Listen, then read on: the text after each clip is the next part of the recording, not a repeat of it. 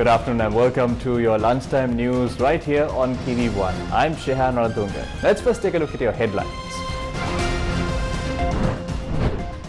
Government MPs convene at Temple Trees. Meeting chaired by Finance Minister Basil Rajapaksa. Will the government ask for IMF assistance to resolve the debt crisis? Lankaවෙන් දාන අපි ආණ්ඩුවෙන් බලාපොරොත්තු වෙන කොන්දේසි වලට යටත්ව ණය දුන්නොත් ගන්න අපි සූදානම්. Malfunctioning power generating unit at the Norotchole power plant added to the main grid. Will this be the end of power cuts across the country? Proposal presented to Cabinet to solve the Chinese fertilizer issue. 7.4 magnitude earthquake hits Indonesia.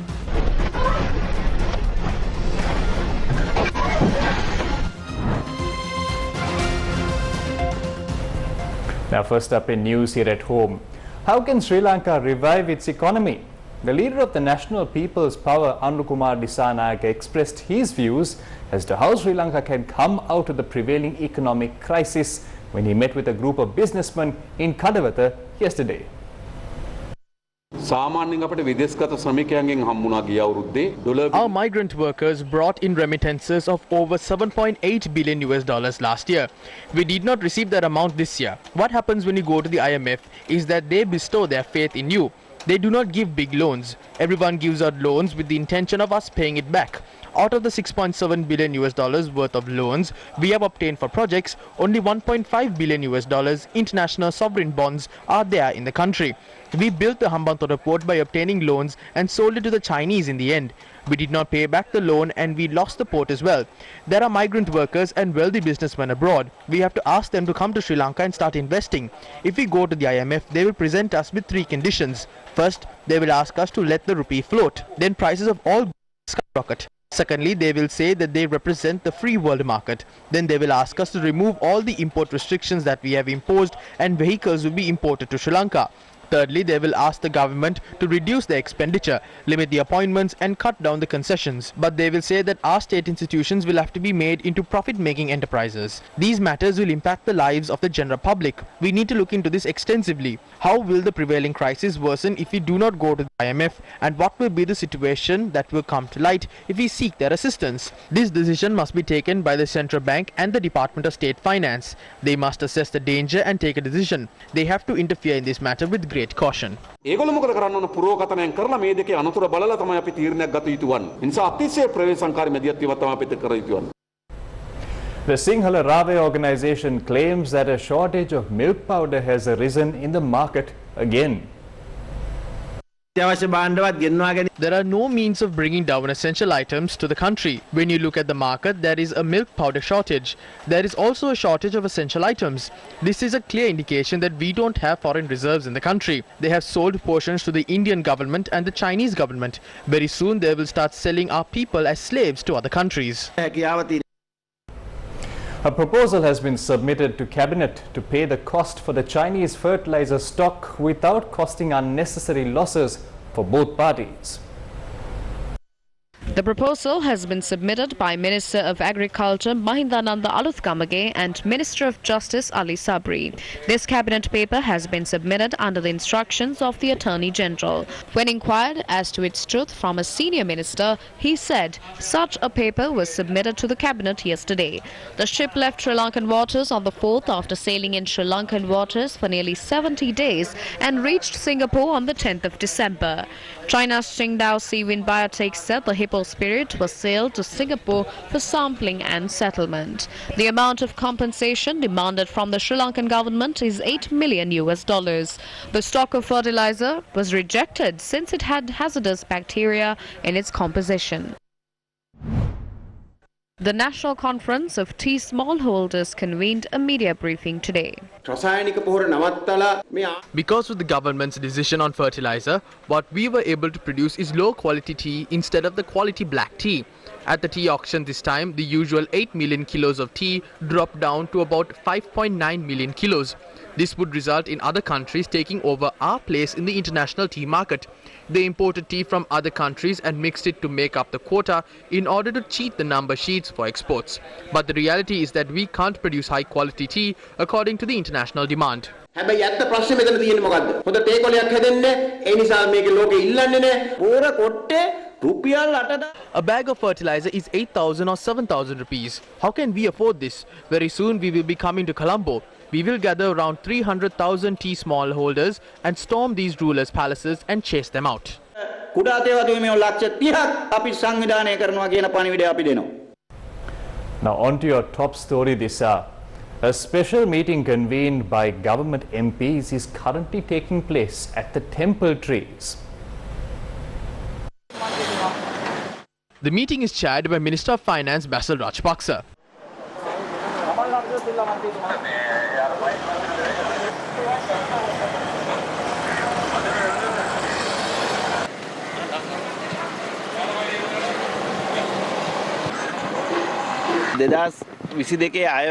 We were all instructed to implement the promises made by the 2022 budget at a rural. Sir told us to join hands with the officials and take the necessary steps in this regard.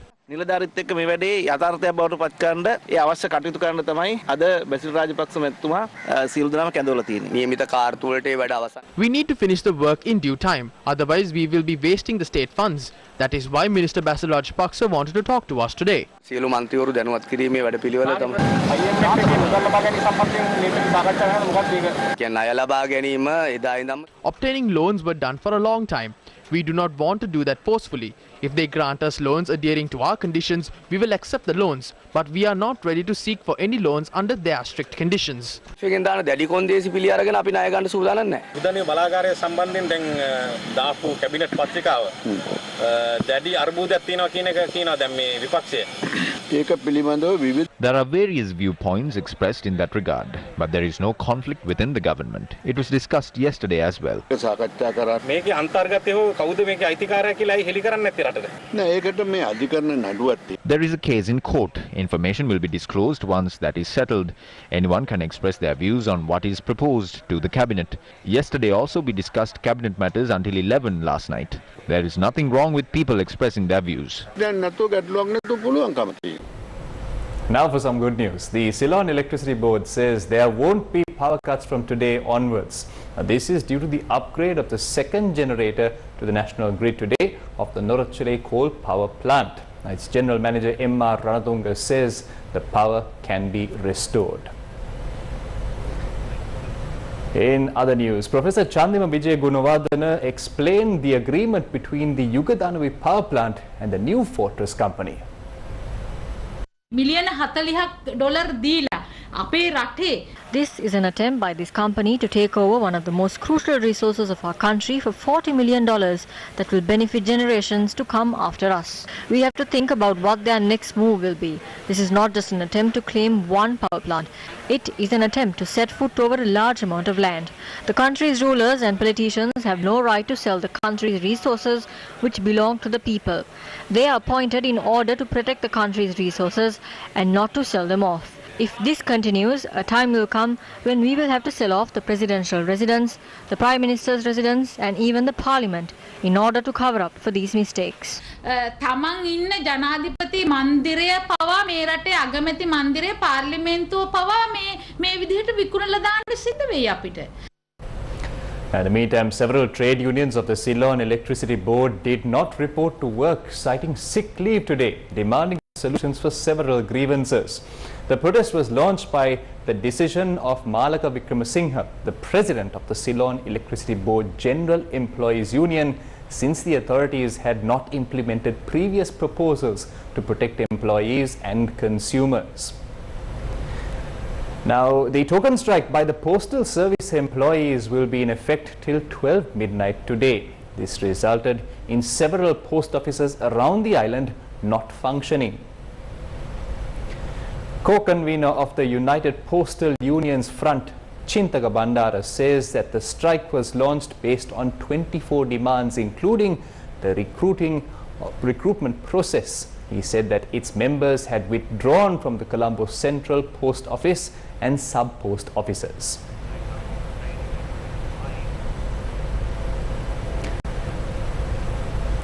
The Sri Lanka Railway Station Masters Association said that there could be train delays from today. This is due to the abandonment of the speed limit orders. Chairman of the Sri Lanka Railway Station Masters Association, Sumedha Somaratna, said action was taken to protest against the failure to repair the signal system, adding dilapidated compartments to the drive and putting the lives of passengers in danger. If a proper solution is not provided, all station masters would resign.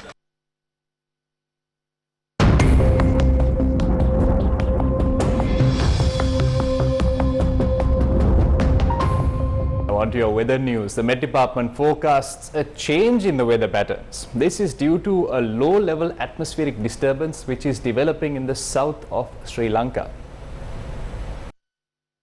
Showers will occur at times in the eastern, central and Nuwa provinces and in Matara, Hambantota and Polonnaruwa districts.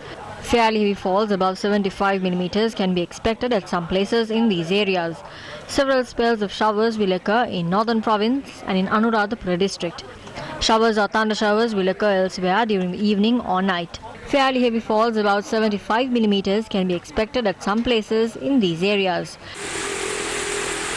Due to heavy showers, many houses in Peraru Kantale were inundated. The villagers said the problem was exacerbated by the lack of a proper drainage system.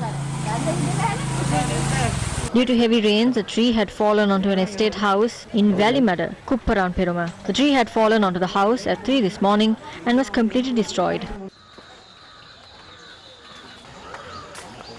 ඉස්කෝල පුතේවත් ගෙදර කොම කුඩු ගම අපි අම්මලා තමයි ගිල නිදාගත්තේ දෙන්නේ දඩ ටික ඔක්කොම දීලා බඩේ ඔක්කොම ඉවරයි මාතියත් නෑ මම ඉස්කෝල වටේ වැඩ කරලා තමයි සීටු දාලා තමයි ගේ ඇදුවේ.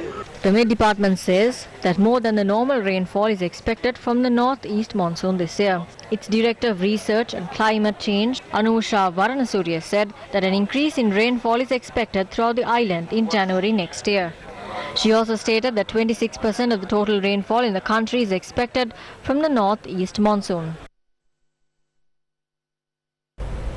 Now on to another headline-making story. A 7.3 magnitude earthquake struck eastern Indonesia off East Nusa Tenggara in the Flores Sea. And that ends the news for this hour on TV1. Have yourself a great afternoon and thank you for watching.